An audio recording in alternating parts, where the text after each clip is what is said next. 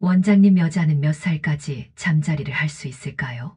그 나이에 그런 걸 왜 하냐는 말에 상처받으시는 분들, 몸이 불편해져서 스스로 포기한 분들, 그리고 아무 말도 못하고 혼자 괴로워하시는 분들.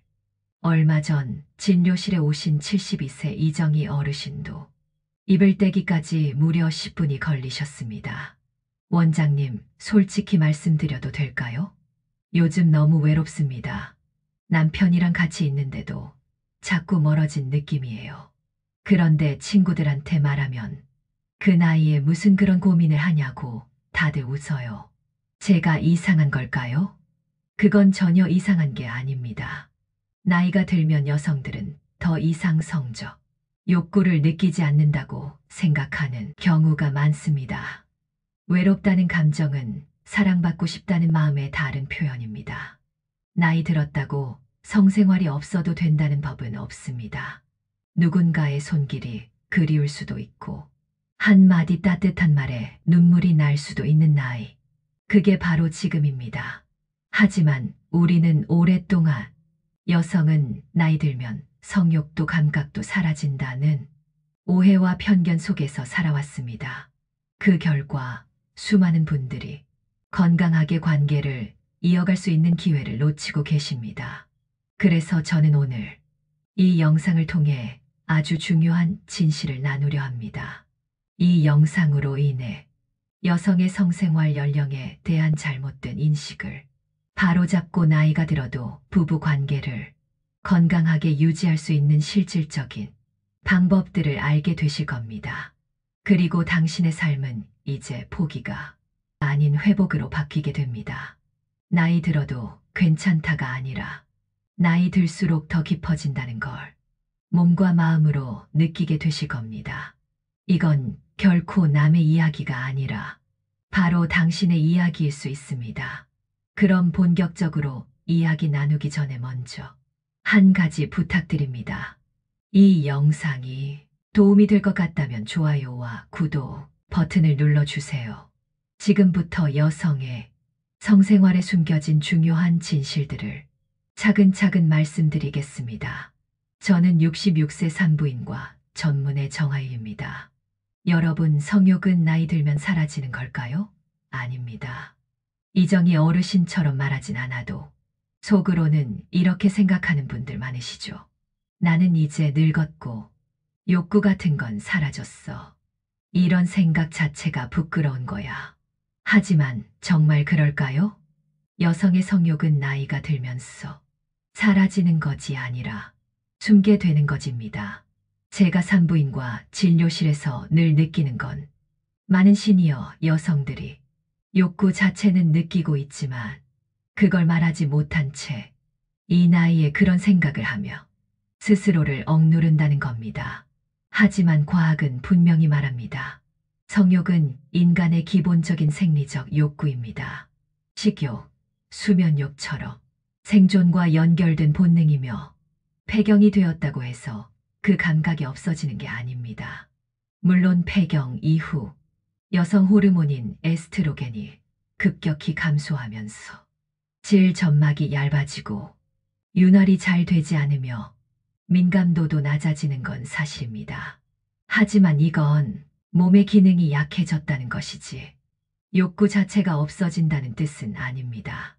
심지어 2021년 국내 한 여성 노년의학회 조사에 따르면 60대 여성 중 약 10%는 성생활에 대한 욕구를 경험하고 있으며 70대 여성의 30 이상도 감정적 신체적 친밀감을 원한다고 답했습니다. 여기 77세 김화순 어르신의 말이 있습니다. 욕구요? 있어요. 그게 몸이 따라주질 않아서 그렇지. 손만 잡고 있어도 가슴이 두근거려요. 예전처럼은 아니지만 이 사람은 아직 나를 원해주는구나. 그 감정이 제일 행복해요. 이 한마디가 시니어 성생활의 본질을 말해줍니다. 몸보다 먼저 감정이 반응합니다. 그리고 그 감정은 절대 나이와 함께 사라지지 않습니다. 지금도 제게는 다시 부부로 지내고 싶어요. 저 아직 여자로 느껴지고 싶어요. 관계는 없어도 손은 잡고 자고 싶어요. 이렇게 말하는 분들이 끊이지 않습니다. 나이 들었다고 해서 성욕이 사라진다는 건 사회가 만들어낸 편견입니다. 여성 자신도 어느 순간 그 편견을 스스로 믿게 되면서 몸의 소리를 무시하게 되는 거죠. 하지만 감정은 계속해서 살아 있습니다. 단지 몸이 반응하지 않게 된 거고, 그걸 느낄 방법을 몰라서 점점 자신을 식어버린 사람이라고 생각하게 된 것뿐입니다. 저는 지금 이 영상을 통해 분명하게 말씀드리고 싶습니다. 성욕은 나이 들어도 살아 있습니다. 단지 그것을 다시 꺼낼 방법만 찾으면 됩니다. 그리고 그 방법은 지금부터 놓치지 말고 집중해 주세요. 왜 많은 여성들이 나이가 들어가면 관계를 포기하게 되는 걸까요? 그건 여성들의 몸에서 일어나는 현실적인 문제들이 존재하기 때문일 것입니다. 가장 흔한 것이 질건조로 인한 통증이나 불편함일 수 있는데요. 이런 구체적인 변화와 해결법의 시작을 아주 구체적으로 하나씩 알려드릴 겁니다. 많은 어르신들이 우리는 그냥 자연스럽게 멀어졌어요. 이젠 나이도 있고 굳이 안 해도 그만이죠. 라고 말씀하시곤 합니다. 하지만 진짜 이유는 따로 있습니다. 정말로 관계를 멀어지게 만든 건 감정이 식어서가 아니라 몸이 아파서 시작된 거리감인 경우가 대부분입니다. 서울 강서구에 사는 74세 장미숙 씨. 남편과는 신혼 때처럼 다정했던 사이였지만 어느 날부터 그녀는 관계를 피하기 시작했습니다. 삽입할 때마다 너무 따갑고 쓰라려서요. 얘기하자니 민망하고 꾹 참고 하자니 고통스럽고 그냥 점점 멀어지게 되더라고요. 그녀의 사례처럼 관계를 포기하게 되는 대부분의 시니어 여성들에게는 공통된 신체적 문제가 존재합니다. 첫 번째는 질건조증입니다. 이로 인해 따갑고 불편하고 무섭다고 하시는 분들, 폐경 이후 여성의 몸에서 가장 먼저 일어나는 변화는 질 점막의 얇아짐과 윤활 부족입니다.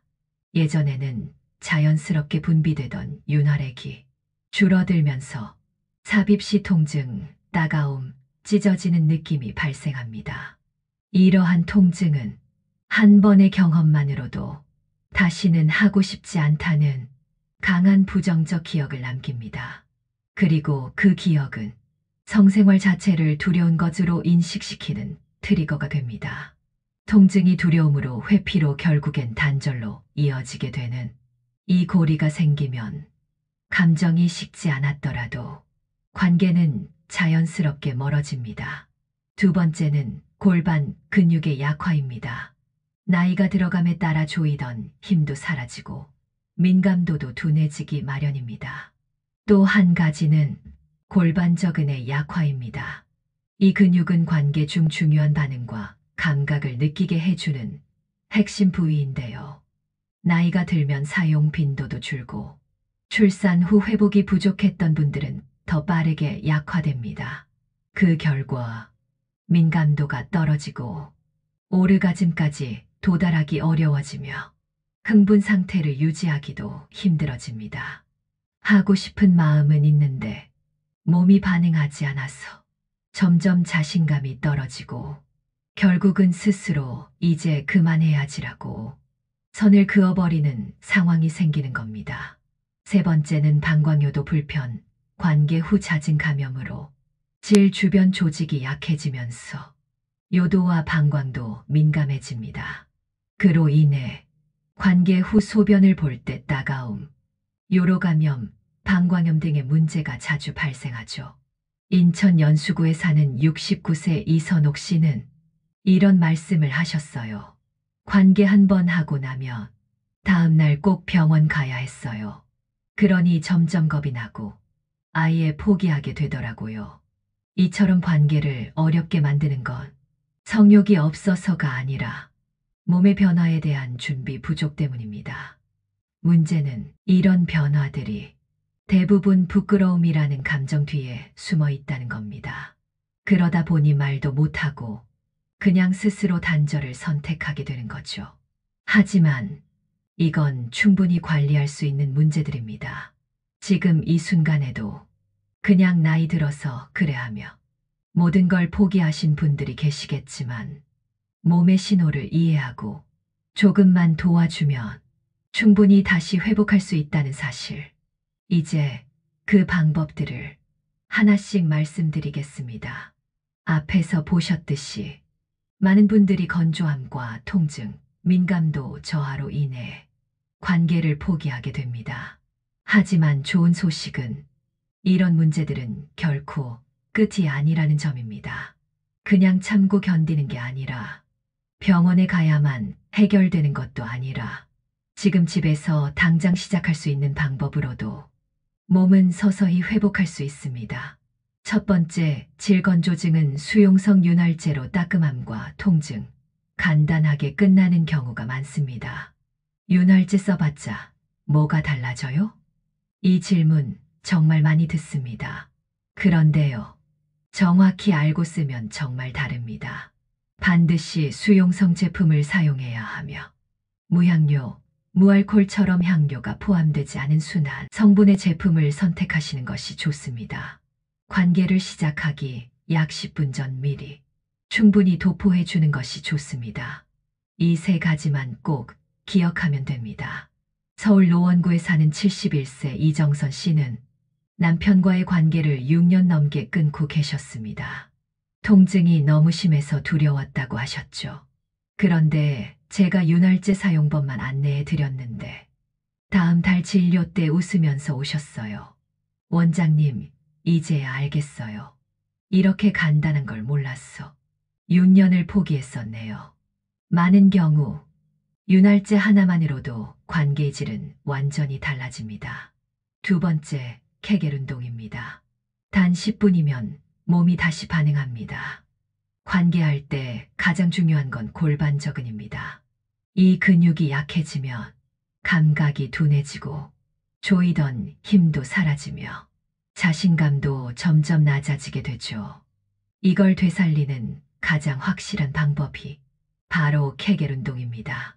소변 참듯이 아래 근육을 5초간 조였다가 천천히 풀어주는 동작을 반복하는 방식으로 진행됩니다. 하루 10분, 100회 정도를 꾸준히 한 달간 실천하면 놀라운 변화를 경험하실 수 있습니다. TV 보면서도 누워서도 가능합니다. 부산 해운대에 사는 70세 양미경 씨는 이 운동을 2달간 꾸준히 하셨습니다. 그 후로는 말씀이 달라지셨어요.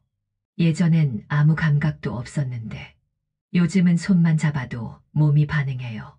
내가 다시 살아난 기분이에요. 몸은 생각보다 금방 반응합니다. 단, 조건은 꾸준함입니다. 세 번째, 걷기 운동입니다. 혈류가 달라지면 감각도 되살아납니다.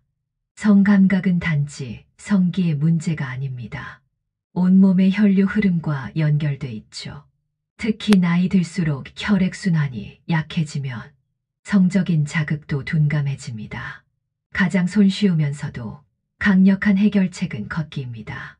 가능한 낮 시간대 햇볕과 함께 하루 30분, 주 3회 이상만 실천해도 분명한 변화가 나타납니다. 경기도 수원에 사는 68세 이면자 씨는 매일 아침 공원을 30분 걷는 습관을 만든 후 몸이 가벼워지고 남편과 스킨십이 편해졌다고 하셨습니다. 몸이 풀리니까 마음도 풀리더라고요. 이 세 가지, 윤활제, 케겔 운동, 걷기, 모두 어렵지 않습니다. 하지만 꾸준히 했을 때 몸은 반드시 반응합니다.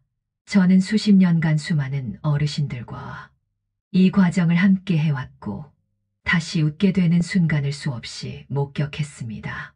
그렇게 회복한 몸을 진짜 따뜻한 관계로 연결하는 방법, 즉 성생활의 본질인 정서적 교감에 대해 깊이 있게 이야기를 나눠보려고 합니다. 원장님, 이제 몸이 좀 나아진 것 같긴 한데요. 그래도 관계는 좀 부담스러워요. 굳이 해야 하나 싶은 마음도 있고요. 이 말 정말 많이 듣습니다. 그런데요, 이 말 속엔 아주 중요한 오해가 숨어 있습니다. 성생활이라고 하면 대부분 삽입을 떠올립니다.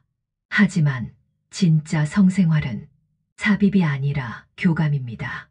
나이가 들수록 성생활의 중심은 감정으로 옮겨갑니다. 성생활의 만족은 젊을 땐 육체 중심이지만 중년 이후부터는 감정 중심으로 바뀝니다. 손을 잡는 것, 등을 쓰다듬는 것, 눈을 마주치고 웃는 것, 따뜻한 말 한마디를 주고받는 것. 이 모든 것이 바로 성생활의 일부입니다. 우리는 단지 그걸 다정함이라고만 생각했을 뿐이죠. 서울 동작구에 사시는 76세 김선자 씨는 이젠 자주는 아니지만 남편이 제 손을 가만히 잡고 그냥 오늘은 너 옆에 있고 싶었어라고 하더라고요. 그날 밤은 뭐랄까 옛날보다 훨씬 더 따뜻하고 편안했어요. 눈물이 날 정도로요. 이처럼 관계의 질은 빈도보다 깊이에서 시작됩니다. 삽입이 없더라도 감정이 연결되면 그 순간은 충분히 사랑의 시간이 됩니다. 뇌는 피부를 통해 반응합니다. 흥미로운 연구가 있습니다. 노년층 여성의 경우 성적인 만족도를 가장 크게 좌우하는 건 삽입이나 오르가즘이 아니라 피부 접촉, 손길, 포옹 같은 감각적 교감이라는 사실입니다.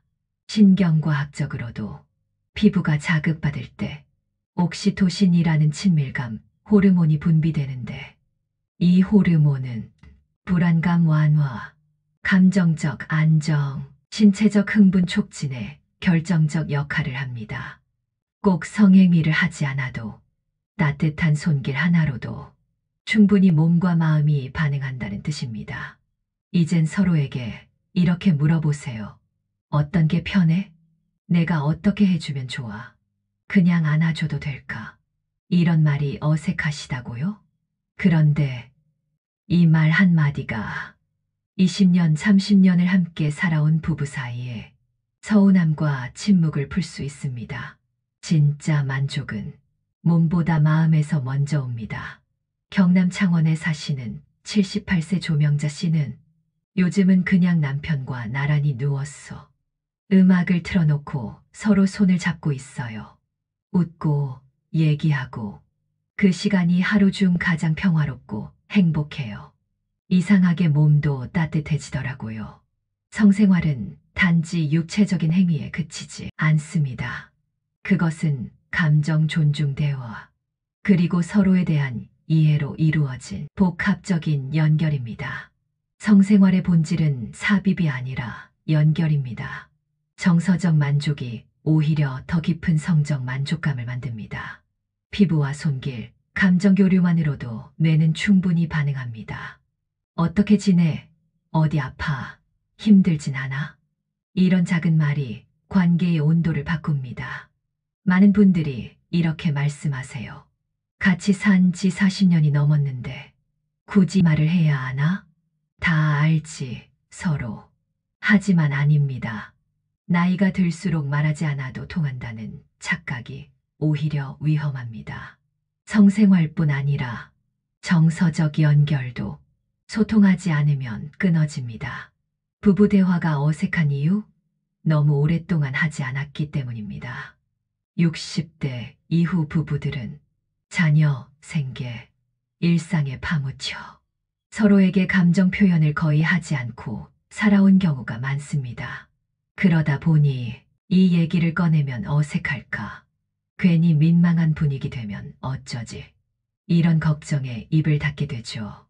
하지만 관계는 서로를 알아가는 과정이지 다 알았다고 끝내는 것이 아닙니다.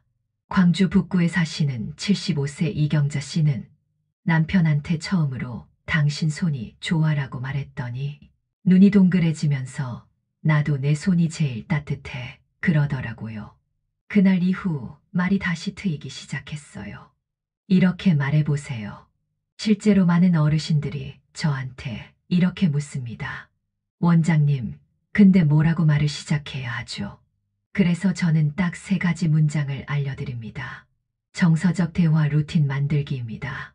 내 감정과 몸의 상태를 솔직하게 말하는 표현으로 나 요즘 몸이 좀 달라졌어.